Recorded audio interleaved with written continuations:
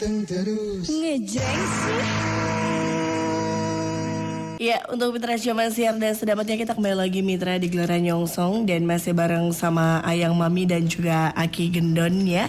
Dan di kesempatan sore hari ini kita akan ngobrol bersama Dompet Duafa. Dan di studio sudah hadir, sudah ada Mas Akbar. Selamat sore, Assalamualaikum Mas Akbar. Selamat sore, Assalamualaikum warahmatullahi wabarakatuh. Sehat Mas Akbar? Alhamdulillah. Alhamdulillah. Hari ini kan tema kita itu mau mengobrolkan tentang tanggap darurat bencana nih Mas Akbar. Baik yang ada di Indonesia kan sekarang kan banyak banget ada banjir, tanah longsor, bahkan di luar negeri juga ada.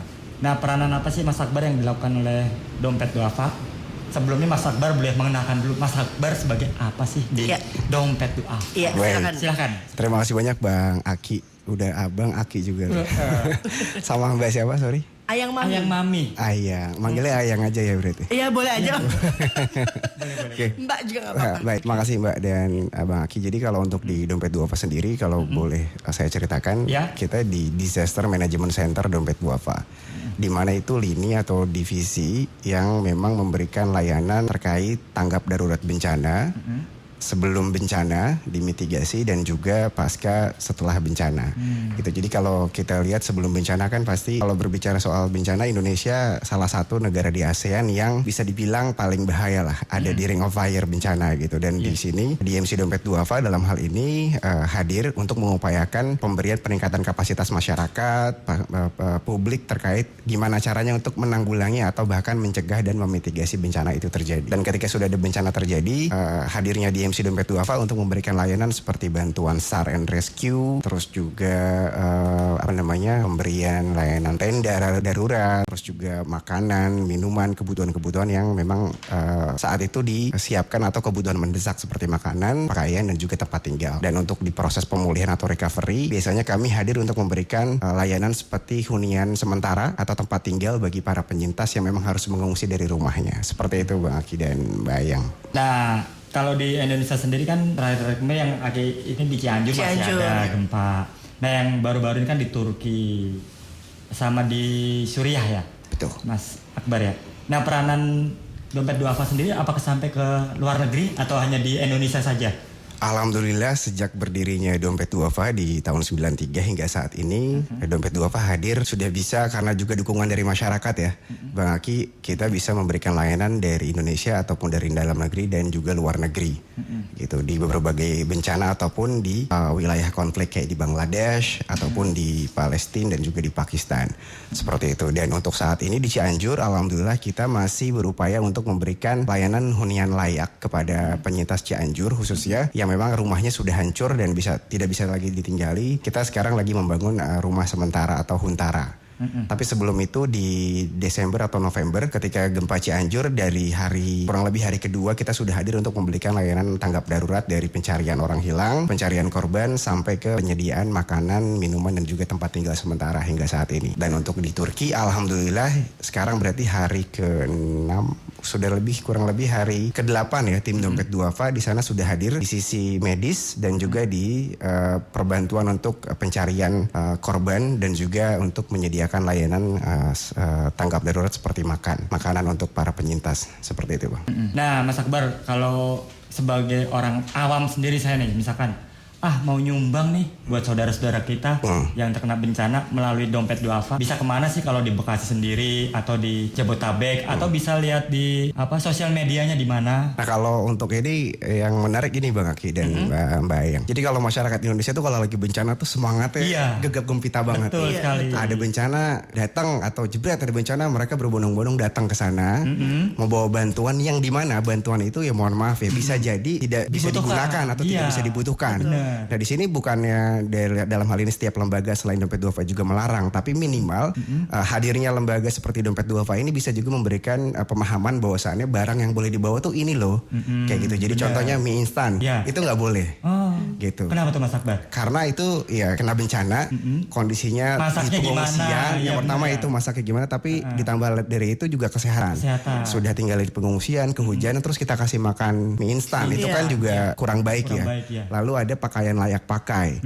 Nah di beberapa bencana seperti di Semeru ataupun bencana-bencana yang lain dan sampai di Cianjur itu saya lihat banyak banget masyarakat yang hadir yang datang niatnya baik gitu. Tapi juga di sini ada kurang pemahaman dari masyarakat itu sendiri bahwasannya pakaian layak pakai itu yang seperti apa pakaiannya. Jadi kalau datang itu dari karung, tapi kita nggak ngelihat kondisinya entah bolong entah apa gitu. Jadi pemahaman itu juga perlu ditingkatkan sama masyarakat bahwasannya pakaian layak pakai itu juga nggak harus jangan kita masukin ke karung ditumpuk-tumpuk, tapi dirapihin, disetrika, dibungkus satu persatu, dipisahin mana yang buat dewasa, anak-anak, balita sampai orang tua kayak gitu. Dan kalau di setiap bencana itu pasti sampah dari pakaian itu banyak banget, Mas. Jadi waktu di Cianjur sampai serumah pakaian layak pakai yang memang itu sebenarnya nggak layak. Ada yang sobek, mohon maaf, ada yang belel, ada yang bolong gitu. Jadi udah gitu kita laki-laki nih bang, dikasihnya baju perempuan, dikasih daster, dikasih kerudung, itu kan nggak kurang bijaksana ya. Jadi memang baiknya masyarakat boleh mengirimkan bantuan, tapi bisa jadi cari tahu dulu informasinya di yang berita, apa gitu ya. Ataupun memang boleh kerjasama atau melalui dompet duafa itu juga diperkenankan. Dan itu juga, Mas saya boleh gak bentuk barang? Boleh, tapi ini yang diizinkan gitu. Dan juga mohon maaf kayak susu formula itu nggak boleh gitu, karena susu formula sama Kementerian Kesehatan pun itu dilarang untuk masuk ke pengungsian. Sama mie instan. Kalaupun memang mau bentuknya mie, itu adalah kayak mie telur kayak gitu-gitu yang bisa diolah. Diolahnya bukan direbus terus dimakan, tapi diolah dan bisa disimpan kayak dibikin mie godong, mie goreng kayak gitu, seperti itu. Iya. Okay. Baru paham nih Aki nih. Sebenarnya apa aja sih Mas Akbar yang layak untuk disumbangkan? Apakah kalau misalkan berupa uang? Kita kan takut nih sekarang, wah jangan-jangan nomor rekeningnya palsu nih. Apalagi yang di jalan-jalan. Banyak yang ngaku kan, banyak bencana muncul. Makin banyak juga ya. Makin banyak juga kita. Ini bener apa enggak? Disumbangin apa enggak? Kita mau nyumbang jadi ragu. Nah, buat dompet duafa sendiri, ada enggak akun resminya? Terus kontaknya kemana? Dan ada enggak misalkan nomor rekening? Ini yang bener loh. Nah, atau misalnya untuk mitra yang ingin nyumbang gitu di dompet duafa, jadi dia tahu ternyata arahnya ke sini gitu. Itu bisa tahu dari mana? Baik. Kalau untuk dari dompet duafa sendiri saat ini kita bisa diakses di website di dompetduafa.org. Itu banyak banget aktivitas ataupun informasi yang bisa lebih mudah didapatkan. Tapi kalau sekarang kan ada TikTok, ada Twitter, ada Facebook, nah itu juga bisa dicari di dompetduafa.org. Itu semua bisa diakses. Karena alhamdulillah juga semakin berkembangnya zaman, kita juga beradaptasi untuk gimana caranya untuk sampai langsung ke masyarakat dari setiap lini media atau channel yang ada di masyarakat sekarang. Ada yang nggak pakai Facebook tapi ada yang pakai Twitter. Jadi semuanya bisa terserap di informasi itu. Jadi mau untuk donasi balik lagi ya, Bang Aki. Bukannya nggak boleh kayak baju. Jadi Bang Aki harus juga mengkolek kayak ini baju anak-anak. Jadi memang benar-benar di karakter diseleksi betul. Itu boleh. Terus makanan boleh nggak gula minyak itu boleh banget. Malah itu bermanfaat buat penyintas. Karena mereka kalau di pengungsian kan bisa jadi 1 minggu atau sampai 14 hari. Dan bahkan di Cianjur per kemarin itu berarti udah dari bulan Desember, Januari, Februari, udah 3 bulan di pengungsian. Dan kalau bahan pangan lebih baik memang kayak beras, minyak, terus juga terigu, telur dan sayur-sayuran itu bisa lebih bermanfaat. Jadi kalau teman-teman atau juga pendengar El Gangga ingin berdonasi, bisa melalui dompet duafa. Berterima kasih, tapi juga di sini juga kami juga mungkin masyarakat lebih bisa mengenal ya, atau bisa milih gitu, mau ke dompet duafa atau mau langsung, atau juga boleh mungkin ke El Gangga, nanti El Gangga bisa menyalurkan sendiri atau bekerja sama dengan dompet duafa, itu juga boleh. Seperti itu Bang Aki. Jadi di dompetduafa.org di web atau di Instagram, Facebook, Twitter di @dompetduafa.org. Seperti itu. Lengkap banget ya buat mitra zaman siar ya. Mas Akbar, ada yang bertanya nih melalui WhatsAppnya El Gangga. Ada Ibu Soraya Dewi di Kaliabang Nangka. Mau bertanya buat Mas Akbar dong. Siapa sih pengelola dompet duafa, dari pemerintah atau swasta?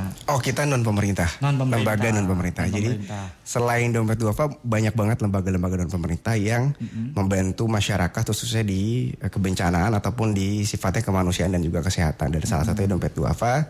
Dari 93 kita sudah ikut membantu masyarakat Indonesia untuk memberikan setiap pelayanan yang memang dibutuhkan di masyarakat bencana ataupun di lini-lini kesehatan, pendidikan, sosial maupun pendidikan seperti itu. Dan juga ada zakat, infak, sedekah dan juga wakaf seperti itu Bang.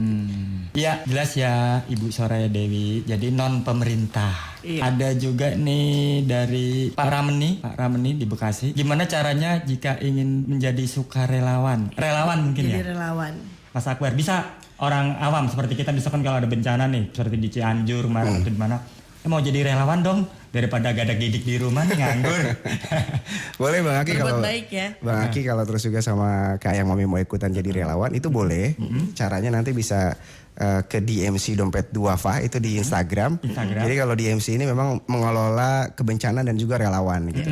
Tapi nanti biasanya ada assessment dulu atau ada tanya jawab. Kayak Bang Aki, ya Bang Aki lebih senangnya ketemu orang apa nulis-nulis misalkan gitu. Ketemu orang, oh ya udah kalau Bang Aki ketemu orang nanti tugasnya ke RT ini tanyain berapa banyak yang ngungsi, berapa banyak anak-anak, berapa banyak yang rusak rumahnya. Itu nanti Bang Aki tugasnya jadi relawan untuk pendataan.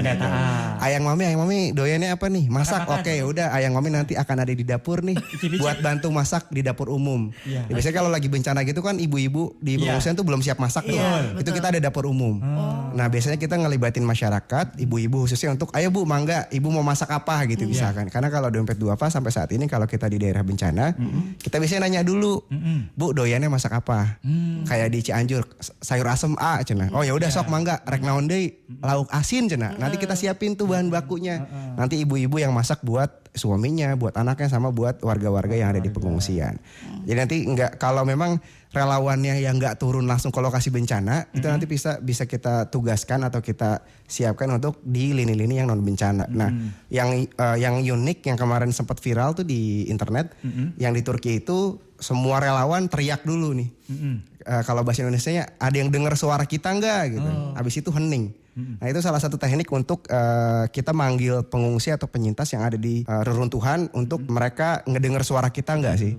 Jadi ketika sekalian mendengar, apakah ada yang mendengar suara kita, itu hening tuh, bener-bener hening. Nanti misalkan ada yang nyaut berarti itu ada orangnya baru digali. Jadi nggak sembarangan ngegali juga gitu. Kan kalau sekarang lebih modern udah dibantu sama anjing pelacak ya biasanya kalau di gempa karena kan reruntuhan gitu. Tapi kalau banjir biasanya itu lebih sulit lagi tuh kalau banjir. Karena naik perahu, saya lupa nama tekniknya, itu harus kayak tenggelam di air atau banjir itu ada tekniknya muterin perahunya tuh di atas air. Jadi tekanan dari atas didorong ke bawah, nanti akan di bawah tuh akan naik ke atas gitu. Itu saya lupa nama tekniknya. Jadi memang harus punya skill atau basic dasar. Tapi kalau kayak relawannya untuk bantu distribusi, penyaluran itu bisa banget, boleh banget gitu. Kalau tadi kan relawan, pengen mendaftar relawan. Kalau pengen mendaftar disumbang, ada nih. Wah, ini ada warga kita yang nggak mampu nih. Saya lihat Dompet Duafa nih. Gimana nih caranya kita biar tetangga kita atau saudara kita yang nggak mampu dibantu, bukan hanya bencana, tapi kan ada pendidikan, ada kesehatan. Itu melalui apa tuh Mas Akbar? Jadi Bang Aki dan Kak Ayang, kalau Dompet Duafa itu bisa dibilang orang pasti bingung nih. Ada yang ngurusin kebencanaan, ada yang korong kesehatan, ada sosial dan pendidikan. Itu memang ternyata ada divisi-divisinya. Kalau saya di DMC memang di kebencanaan, tapi layanannya semua di call centernya Dompet Duafa. Call centernya Dompet Duafa. Jadi nanti bisa langsung saya sebutin, boleh? Boleh. Itu call center Dompet Duafa itu nanti bisa dihubungi WhatsApp di 08 111 5444 88. Nanti di situ akan dibantu sama call center kita, nanti kebutuhannya apa gitu. Karena nanti kalau kayak tebus ijazah, kita ada program tebus ijazah juga. Jadi tanggap darurat itu di mana masyarakat memang masih tinggal di pengungsian dan bantuannya pun yang benar-benar instan gitu. Makanan, bahan pangan, tempat tinggal gitu. Tapi kalau dalam pemulihan itu tergantung nanti dari program yang kita siapkan atau layanan yang kita siapkan.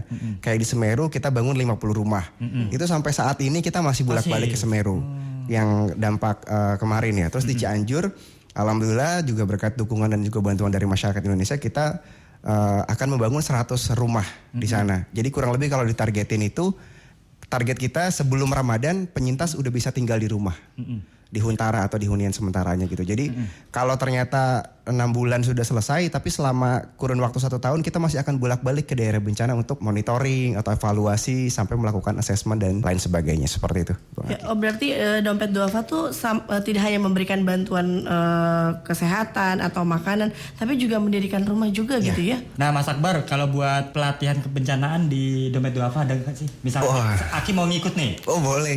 Mas Akbar, saya mau ngikut karena harus ada sertifikat. Iya, karena nggak tahu nih tekniknya seperti apa harus gitu sertifikat kalau mau ngikut yang begitu. Di Dompet Duafa ada nggak sih, mengadakan nggak sih? Terus kena biaya atau enggak? Oke, baik Bang Aki. Jadi kalau saat ini di MC Dompet Duafa, tempat saya saat ini berkantor ya, di divisi kebencanaan itu kita ada 3 program atau 3 divisi yang memang dinaungi oleh di MC Dompet Duafa.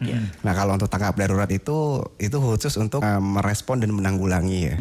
Terus juga ada Humanitarian Academy atau bahasa Indonesianya apa sih? Sekolah gitu. Akademi Kemanusiaan. Nah itu tempatnya untuk latihan kebencanaan, terus manajemen kebencanaan. Lalu ada yang di community resilient atau kapasitas masyarakat di penguatan biar mereka paham gimana caranya secara teori ataupun secara program atau prakteknya itu seperti apa. Jadi perubahan iklim dan lain-lain. Jadi kalau untuk pelatihan itu kita sebenarnya kayak misalkan tim El Gangga mau main ke kantor DMC gitu, mau latihan itu bisa gitu. Dan itu tidak dikenakan biaya.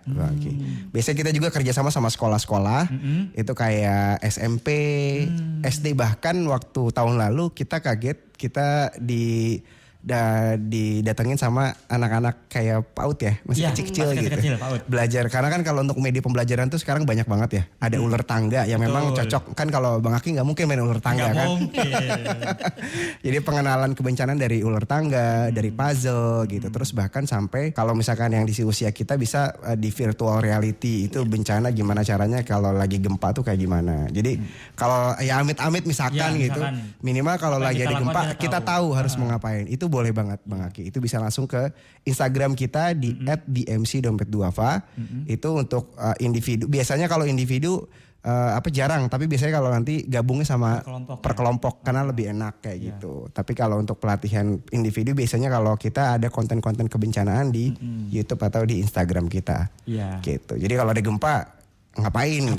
Kayak kemarin kan hari Kamis atau apa ada angin kenceng tuh. Bekasi juga kenceng angin. Kita bingung mau ngapain. Mama pada teriak-teriak, kita bingung apa yang harus dilakukan karena nggak punya ilmunya. Karena kan kalau untuk kayak pertolongan pertama pada kecelakaan itu juga ada urutannya. Jadi memang ada urutannya pertolongan pertama pada kecelakaan. Terus RPG itu kalau lagi jatuh atau pingsan itu ngapain, itu juga ada nanti ada dipelajari semua Bang. Banjir juga ya ada. Banjir, tapi biasanya kalau itu tingkatannya udah tingkatan lanjutan. Yang basicnya tuh cara megang dayung.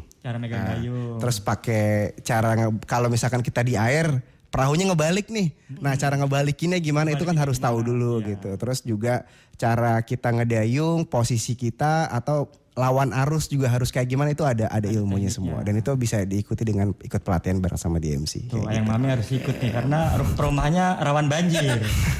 Kayak Mami.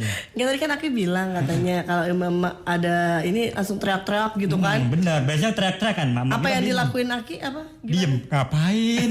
Megangin emak-emaknya. Tapi biasanya gini, punten Mami sama Aki. Jadi kalau kita ada dulu, kalau di pos ronda suka ada kentongan. Iya betul. Nah itu tuh salah satu upaya paling pertama kalau kita pemberitahuan ada bencana. Jadi misalkan kalau dulu mungkin anak pramuka ada artinya tuh kenapa dia pegangin peluit sebenarnya. Karena itu kode. Jadi kalau ada kecelakaan atau ada tindakan darurat, itu adalah kode pertama yang dilakukan. Jadi kalau anak pramuka peluit, kalau kita pos ronda kebakaran, kentongan. Nah kalau di sini mungkin kalau bisa jadi nanti mungkin kalau kita nyebutnya early warning system. Kalau gempa itu di daerahnya nanti ada kode apa, tsunami kan ada juga. Nah itu mungkin nanti kalau kedepannya ini salah satunya mungkin Radio Gangga bisa jadi salah satu media early warning system ketika tahu ada gempa, ada bunyi sirine kayak gitu. Jadi masyarakat yang lagi dengerin Gangga juga tahu nih, ini kalau ada sirine di Gangga berarti itu ada bencana gitu, seperti itu. Kita kalau di kantor pakai sirine kayak gitu. Jadi kalau ada bunyi sirine, misalkan di bawah ya, sirine dibunyiin dari security, berarti di bawah itu ada tindak darurat, baik itu kecelakaan ataupun bencana. Pelatihannya ada ya, kita harus lakukan ya. jalur evakuasi kayak gitu. Jangan sampai kita bangun tidur turun dari kasur udah basah, trek banjir. Pernah ngalamin kayak begitu Mas Akbar. Iya benar, jelas ya Mas Tholib ya. Ada Robi juga di Bekasi, Mas Akbar mau bertanya nih, kalau ingin bergabung di Dompet Duafa sendiri, bisakah? Bergabung sebagai relawan atau bergabung bareng sama tim Dompet Duafa nih? Mungkin bisa dijelasin boleh sebagai relawan atau... Kalau di bergabung misalkan kayak Bang Aki punya, kalau saya kan di Markom ya, doyan main video, foto nih kayak kakaknya ini, mau ikut juga gini, bisa gak sih Mas jadi tim Dompet Duafa? Oh bisa gitu. Itu nanti bisa masuk ke layanan karir Dompet Duafa. Karirnya. Dompet Duafa karir itu kita biasanya tiap 3 bulan atau per 6 bulan, apalagi mau Ramadan nih. Biasanya kita perlu dukungan atau juga bantuan teman-teman yang punya passionnya di bidang kemanusiaan. Itu biasanya kita suka buka oprek atau open recruit untuk Ramadan. Tapi kalau mau bergabung jadi relawan yang tadi di @DMC Dompet Duafa itu bisa, tapi nggak menutup kemungkinan ya. Jadi kadang-kadang juga gini Bang Aki sama Teh Ayang, relawan itu teman-teman pasti mikirnya turun kebencanaan gitu.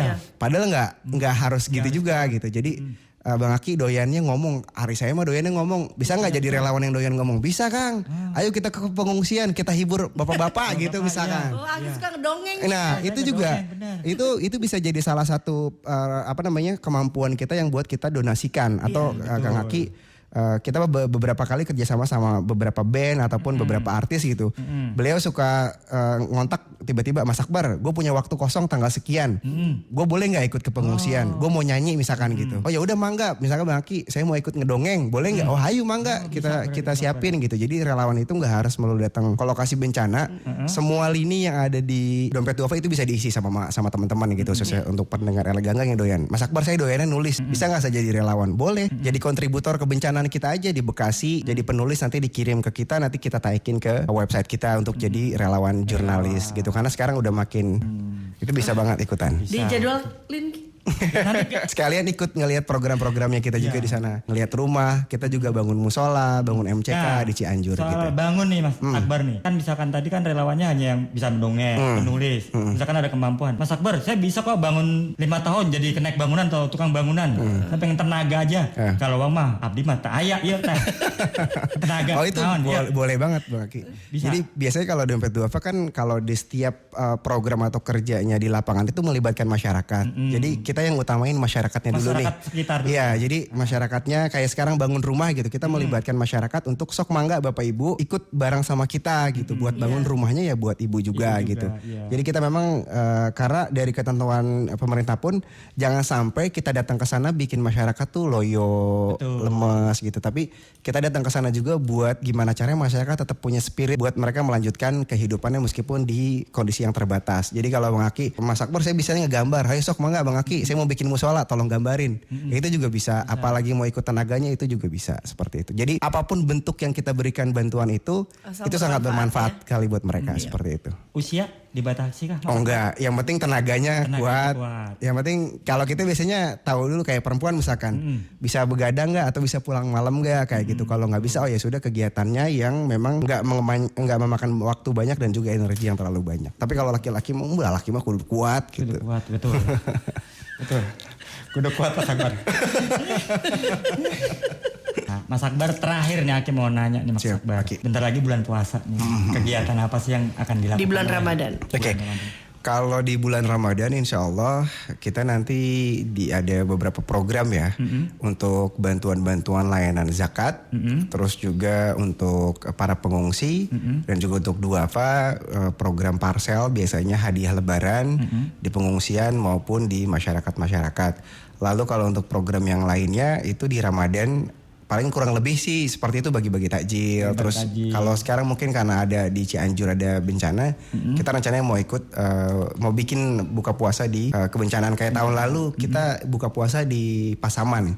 Sama bagi-bagi parsel lebaran buat penyintas. Jadi meskipun mereka lagi ada di pengungsian tapi minimal merasakan keceriaan atau kebahagiaan di bulan di hari Lebaran seperti itu. Tapi kalau untuk program yang lain kayak program wakaf masjid, wakaf bangunan sekolah, terus juga zakat itu masih kita buka untuk masyarakat ataupun untuk pendengar Eleganga untuk ikut bergabung berkolaborasi kebaikan bareng sama Dompet Duafa, itu dibuka seluas-luasnya seperti itu. Iya. Oke, terima kasih Mas Akbar. Terakhir mungkin ada yang akan disampaikan oleh Mas Akbar buat Mitra Eleganga.